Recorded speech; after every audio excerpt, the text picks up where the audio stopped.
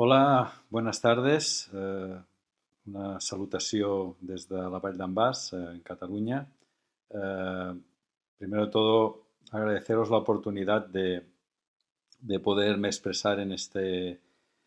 encuentro, aunque sea desde lejos. Por razones personales no puedo estar con vosotros, pero en cualquier caso, bueno, tengo esta oportunidad de enviaros no solo un saludo, sino algunas reflexiones que me han pedido. Agradeceros también la posibilidad de participar en la elaboración del documento que va a servir de un poco de base a este encuentro, de punto de punto de confluencia que yo creo que es importante. Y es importante porque creo que desde la izquierda y desde el antifascismo eh, no debemos no debemos de dejar nunca de estudiar, no debemos dejar nunca de entender eh, los fenómenos sociales que en cada momento histórico nos impelen a actuar, ¿no? Yo creo que esa es la tradición en la que hemos vivido y es importante que tengamos en cuenta esto. Yo, la verdad, no seré breve, evidentemente, me han pedido una intervención pues, concisa y lo voy a hacer, y lo voy a hacer. Simplemente me gustaría destacar algunas de las cuestiones del documento que creo que vale la pena tener en cuenta eh, en función un poco del momento histórico, ¿no? Eh, yo creo que es importante que entendamos el surgimiento del fascismo justo hace un siglo, aunque ya venía alargándose de tiempo antes y evidentemente eh, la Primera Guerra Mundial y la Revolución de Octubre, en tanto y cuanto supuso una sacudida a nivel continental y mundial,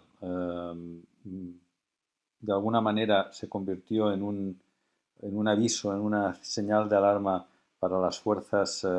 sociales bueno, que mantenían, digamos, que querían mantener sus privilegios y que los veían amenazados. Por lo tanto, yo creo que hay una cuestión que es importante y que creo vamos, deberíamos de tener en cuenta, ¿no? Que es el fascismo como un intento claro y que funcionó de canalizar la irrupción de las masas en la política, bloquear sus aspiraciones democráticas, detener la oleada revolucionaria que se estaba produciendo en Europa y, por tanto, mantener intactos los privilegios seculares de las clases dominantes. Y yo creo que eso es importante porque nos retrotrae algo que no debíamos perder o que no deberíamos de haber perdido, que es un análisis de clases de los fenómenos históricos ideológicos, que no solo son ideológicos, en el sentido clásico que hemos entendido, que hemos interpretado muchas veces, sino que tienen un carácter basado en los intereses de clase, en la defensa, en este caso, de unos privilegios y de un poder que en ese momento se veía amenazado. Por tanto, yo creo que entender el fascismo como esa reacción ante esa irrupción política de las masas creo que es importante. Mm, También, y creo que eso ya incluso nos sirve aún más para hoy, eh, que hemos tendido muchas veces a entender el fascismo y la extrema derecha y el conservadurismo de derechas en general como anacronismos, como recaídas en la barbarie, y eso es un error.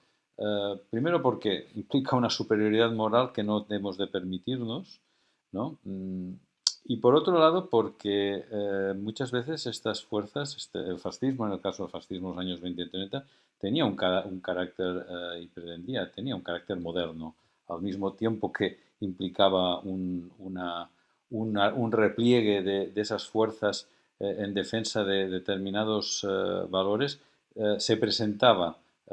como un movimiento actual, incluso revolucionario, ¿no? Yo creo que eso nos tiene que importar en este momento cuando una de las situaciones o de los o de los avisos que nos dan la situación actual es cómo pues en determinados sectores de la juventud el neofascismo que puede representar en España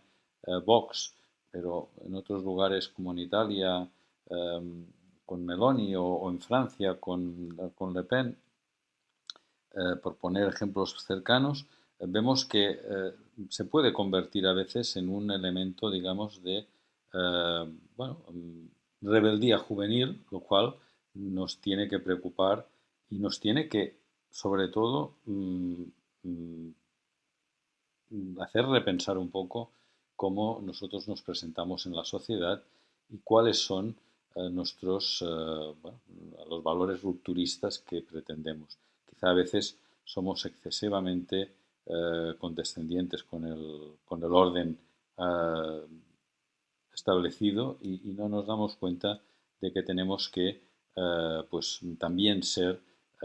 pues responder de alguna manera a los problemas sociales que se están dando, que son graves, y responder con alternativas políticas de, que tengan una fuerza, que tengan una capacidad también de atraer a la gente joven y a la gente trabajadora en general, porque ese es nuestro objetivo. Otro elemento que creo que hay que tener en cuenta y que destaco es que el nuevo fascismo ya no aparece vinculado a esa reacción contraria a lo que serían las revoluciones obreras que se produjeron, a, esa, a ese empoderamiento de las clases trabajadoras que se produjo en los años finales de los años de 1917, 18, 19, principios de los años 20, sino que se genera en un contexto ya mucho más amplio, en donde el enemigo difuso, pero real para el fascismo, que son esas masas empobrecidas y hambrientas en un planeta que ya da muestras de agotamiento y donde la falta de energía y de materiales pues generan una situación de crisis en el capitalismo, en donde ya el crecimiento se ve pues puesto en cuestión, la acumulación del capital cada vez tiene más dificultades y en donde el fascismo, ese neofascismo de alguna manera agita de nuevo la bandera de los nacionalismos para pues levantar barreras y levantar bueno, en este caso generar, digamos, debates alrededor de la inmigración, más que del racismo, del odio o del miedo más a la inmigración. Por lo tanto, yo creo que ahí todo ese elemento que tiene que ver con la crisis económica, la crisis energética, la crisis ecológica, nos debe de poner en guardia, porque la salida a esta crisis nosotros hemos de trabajar para que sea una salida progresista, democrática, una salida que incluya a todos los habitantes del planeta y una salida que sea igualitaria y justa. El fascismo, el neofascismo, el ecofascismo, lo que van a intentar es que sea una salida egoísta, nacionalista, una salida que excluyente hacia grandes partes de la humanidad a las que se quiere apartadas, digamos, de esos niveles de consumo que algunos pueden querer sostener de forma autoritaria. Por lo tanto, yo creo que ahí es donde creo que hemos de poner el acento o ver o saber entender por dónde están sucediendo, por dónde va todo lo que está en estos momentos está sucediendo a nivel de todo el planeta, ¿no? Y por tanto, más que nunca, hemos de beber de la fuente del internacionalismo proletario, eh, recuperar esos valores de trabajo a nivel internacional. No puede ser que pretendamos hacer las transformaciones sociales, ecológicas, solo a nivel de cada Estado. Hemos de tener una visión global, hemos de trabajar con movimientos y con organizaciones políticas de otros países y el internacionalismo debe ser de nuevo una de nuestras banderas principales, ¿no? Bueno, yo os invitaría pues a leer el documento, no solo a leerlo, sino a poder de alguna manera sacarle todo el partido que podamos. Venimos de lejos y como decíamos y como se decían los clásicos, ¿no? Nos elevamos sobre gigantes, pero tenemos en estos momentos retos que la humanidad jamás había tenido ante sí. El calentamiento global, el cambio climático, la crisis energética nos sitúan ante retos, ante peligros que nunca seguramente la humanidad había tenido. Por lo tanto, los viejos valores del internacionalismo, aquellos valores que defendieron, y estos días recordábamos aquí en Cataluña, a las brigadas internacionales, a las brigadistas internacionales, aquellas mujeres que vinieron a combatir por la República, eh, aquellos valores de las brigadas internacionales, pensamos que siguen siendo válidos, siguen siendo importantes de mantener y por tanto, bueno, creo que tenemos un pasado y tenemos